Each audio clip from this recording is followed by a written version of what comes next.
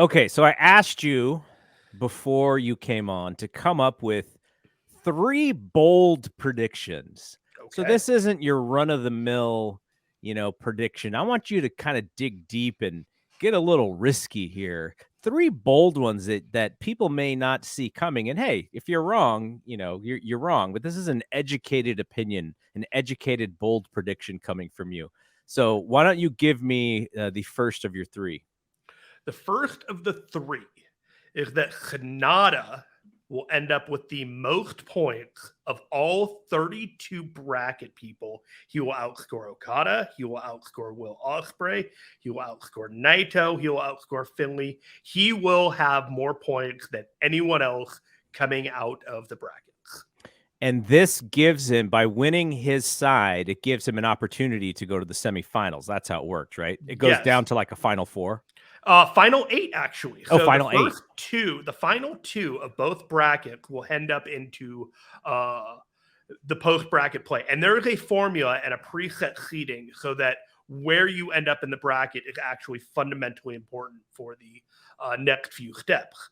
So, because there's been kind of an appearance that Sonata doesn't look quite as strong of a champion. Maybe the Forbidden Door match with Jack Perry left people underwhelmed as a showcase for him, and had the match with Yota Tsuji that people were, making clamorings about. Maybe we should put the belt on Yota Tsuji in the middle of the match. This is an opportunity. I watched that match. I could see why people were thinking that. That 100%. Dude is cool.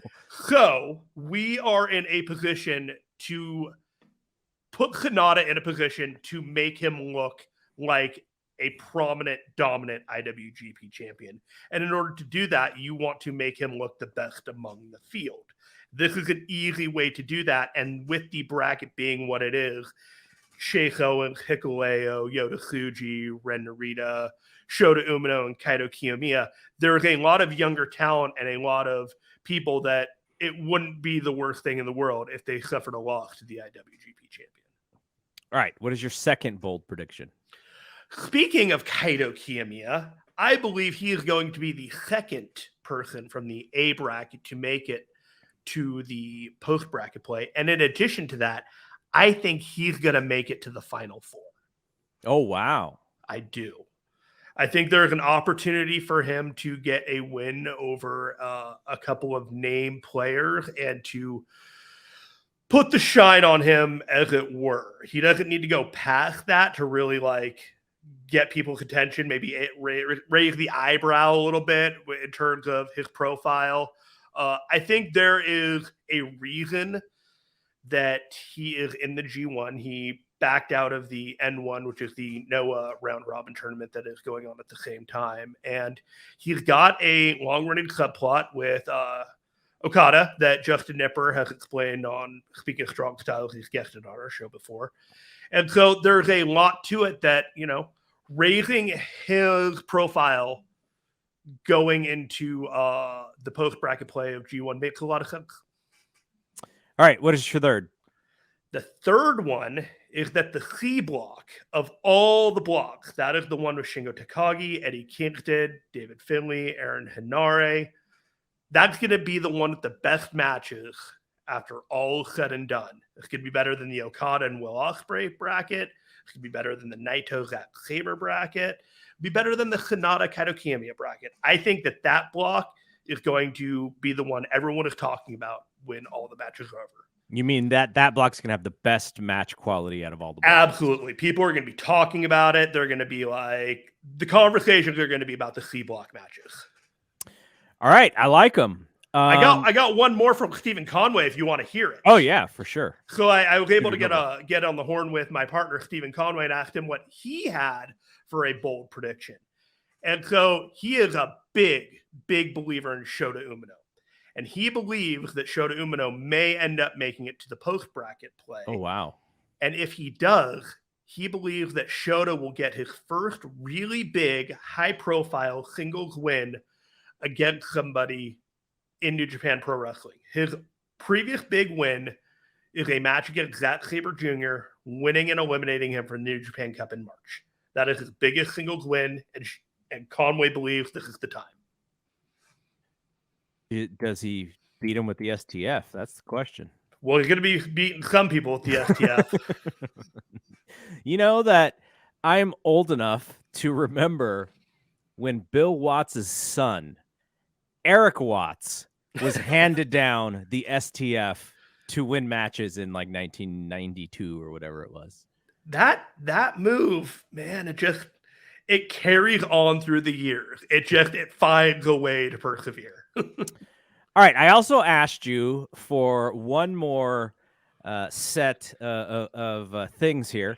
Mm-hmm. Now, I think you've been on record as to say you believe Will Ospreay is winning this. Yes. Okay. But I do have a couple scenarios that we can go down that isn't quite so I'm a ride or die for Will Ospreay. And if you watch the press conference that recently aired on New Japan World, probably air on YouTube and all social media, you should watch the comments made by one Will Ospreay about his goals and determinations going forth in the G1. This is a man on a mission. So what I want from you is if you were to pick 3 guys and only one needs to hit, you only need one out of those 3 to win, but these are your 3 best choices who are going to win the G1. I imagine one of them is just Okada because you kind of have to have him in there, even though hasn't he won it like twice in a row or something like that? He's won it 4 times, and he won it in 2012, he won it in 2014, and then he recently won it in 2021 and 2022. Yeah, so he has won it twice in a row. So he would be literally 3 times in a row for him to win. Statistically the favorite, if you really wanted to look at that. Yes. And, so maybe that makes him unlikely to win just because of that. But, just the idea that he seems to be their go-to on many occasion. But who would those 3 be? So one would be Will.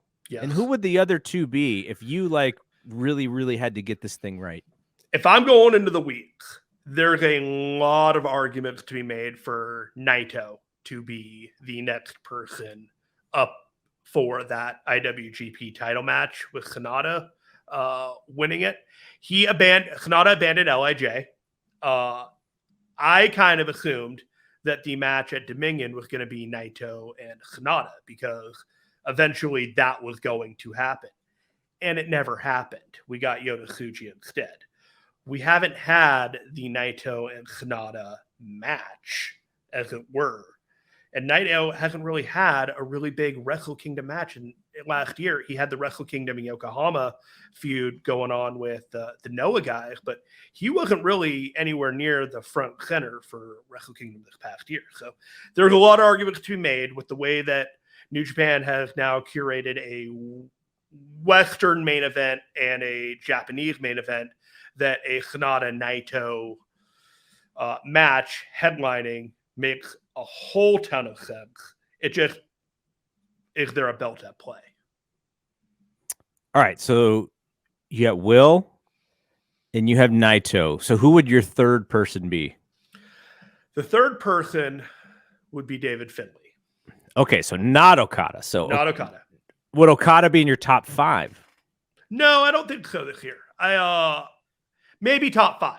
He's not someone that I'm considering, mainly for the reasons that he's kind of turned into a surly asshole, and and everything is just kind of like, I'm here to prove that I'm good enough to be here, and you are all like lucky to be here. But if he doesn't win, he doesn't seem particularly fussed. It's this weird dynamic of just being crusty and like, I know how good I am. He's not going to be pissed that he tapped out to a man with a broken arm? With the way that he behaved at that press conference today, it wasn't balloon Okada, but he was just like, you are all beneath me. No, let's get back to David Finlay. Finlay has orchestrated a hostile takeover of Bullet Club, and he is the never openweight champion. And there are a lot of stories in play about the dominance of Bullet Club and the dominance of his leadership with Bloody Hands Ghetto. And it would be a shocking turn of events to have David Finlay win the G1. But this has been the year of shocking events. You had Kanata winning the New Japan Cup and then winning the title. You've had a number of debuts. You had Bryan Danielson beating Kazuchika Okada in a co-sponsored event with with AEW New Japan Pro Wrestling. You can't rule out Gedo just being a tricky bastard this year and just having fun and just messing with everybody. I don't know if it's best for business right now, but they are in a renaissance period, and they're taking a lot of chances with a lot of different talent. You can see it with Bullet Club, you can see it with the Strong Style faction, just 5 guys.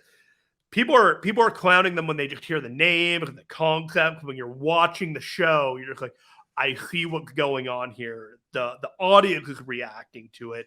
And what matters to New Japan Pro Wrestling is what the home base audience is reacting to.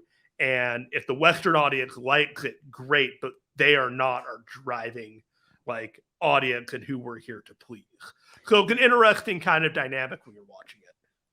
But the other piece of actually winning the G1 is main eventing at Wrestle Kingdom. Now, you don't have to necessarily main event at Wrestle Kingdom. It's the opportunity, and you can always lose that opportunity. So you're telling me you could actually see David Finlay main eventing or being in the title match at Wrestle Kingdom? I could see him being in a title match at Wrestle Kingdom. The company seems to be incredibly behind this iteration of Bullet Club, and they have made they have taken Tama Tonga and beat him pillar to post in a main show of Dominion, took him to a stretcher, and then he has not been back since. He wasn't even, I don't believe he was even at the press conference today before the G1.